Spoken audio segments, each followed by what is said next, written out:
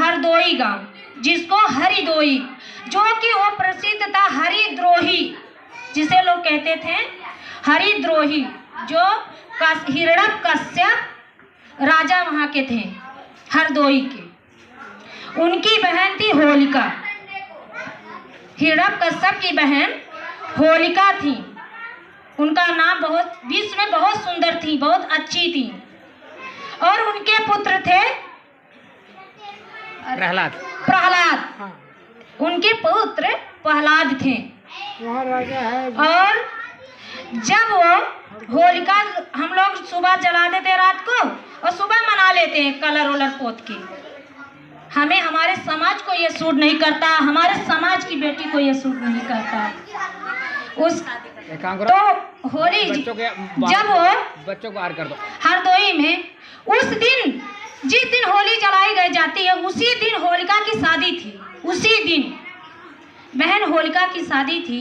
या तो बैठ और उस दिन और जो ब्राह्मणवाद लोग थे, जो पाखंडीवादी थे, जो हम लोगों के समाज में गुलाम बना के रखे हैं, आज भी हम लोग मानसिक गुलाम हैं।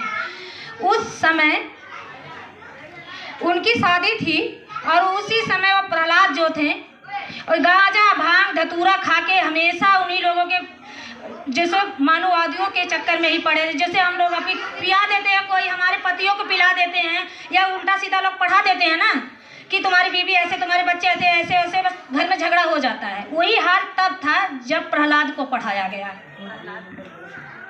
तो मनुवादियों ने प्रहलाद को उल्टा सीधा किया, उसके बाद सिखाए और वो दारू पीता, गांजा पीता घूमता रहता दिन भर। हरि का नाम, जैसे लोग कहते हैं हरि हरि, जिनका वो मनवादी में पढ़ा था उसी का नाम वो लेता था। तो उसके बाद जब होलिका, तो उनकी शादी थी तो उनके पिता निकाल दिए थे, उन्हें घर से निकाल दिए थे। तो शाम को उनके भाई भतीजा थे होलिका के, वो बोले आज मेरी बारात आने वाली है और मेरी भतीजे तो दिखे नहीं रही हैं, लेकिन मैं तो जाऊंगी खाना लेके उनको। और शाम हुआ और खाना ले उनको ढूंढने के लिए निकल गई। और उस समय प्रहलाद जंगल में भटक रहे थे सब लोगों के साथ, पियक्कड़ों के साथ। उसके बाद जब वो खाना लेके गई और बोली बाबू घर चल, तो प्रहलाद घर नहीं आए। फिर भी उनको लेके आई और खाना खाए। उसके बाद वहाँ जो उनके मनवादी लोग थे उनके साथ बहुत दुर्दशा हुई। उनके साथ पूरा जैसे जैसे आज के लोग कहते हैं बलात्कार हुआ उनके साथ, सारे मिलके होलिका के साथ बलात्कार हुआ। उसी दिन जब वहाँ पे वो उनको घेराव हुआ, जब जनता बटुरी, पूरा गांव के लोग बटुरे, तो जिसने किया था तब तो कानून था नहीं, ना कानून था, ना उनका कोई सजा था, नहीं कुछ भी नहीं था उस समय। आज के डेट में है ना तो लोग कहते हैं फांसी दो फांसी दो। तो ये बाबा साहब की देन है, जो लोग रोड पे निकल आते हैं फांसी दो, उनकी देन नहीं थी। तो उनको जब वो घेरा गया तो उस समय उन्हें छिपा लिए।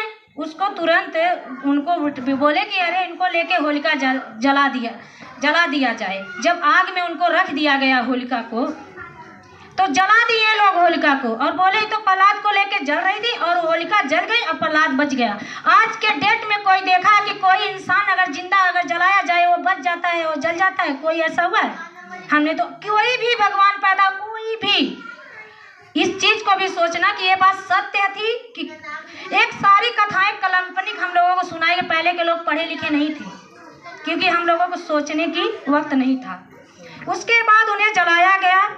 उनके बातों को मिटाने के लिए पूरी हर जगह एक चीज फैला दिया। जब हिरण्यकश्यप राजा को पता चला कि मेरी बहन के साथ ये चीज हुआ है, लोग जला दिए गए, तो सबको बुलाए, जितने लोग जलाए थे, जितने लोग उनको मारे थे, उन्हें बुलाया गया।